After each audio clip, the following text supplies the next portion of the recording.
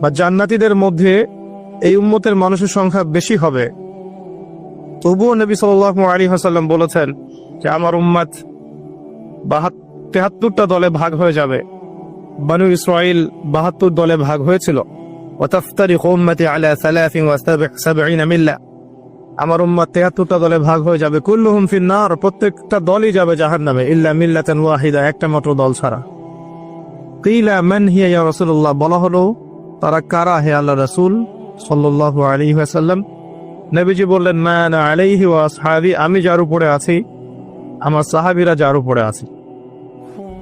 দুর্ভাগ্যজনক হচ্ছে ইসলামের নামে যত দলাদলি হয়েছে সবারই এই একটাই দলিল যে মা আনা আলাইহি ওয়া আসহাবি, আমি যার উপরে আছি, আমার সাহাবীরা যার উপরে আছে। সবাই দাবি করে আমরা তাই করছি। কেন বেশিরভাগ মানুষ জাহান্নামে যাবে? একটা উত্তর আমরা পেলাম, চোখ দিয়েছি দেখেনি, কান দিয়েছি শোনেনি, কলব দিয়েছি উপলব্ধি করেনি। অর্থাৎ আল্লাহর সত্যের সন্ধান তারা পায়নি, সত্যকে মূল্যায়ন করে নাই, আল্লাহ পাকের বিধানের আনুগত্য করেনি। আরেকটা কারণ আছে, সেটা হলো শিরক। কারণ যে বেশিরভাগ মানুষ জাহান্নামে যাবে তাদের আমল নামায় একটা পাপ থাকবে, খুব কমন পাপ, সেটা হলো শিরকের পাপ। কিভাবে এটা বলতে পারি?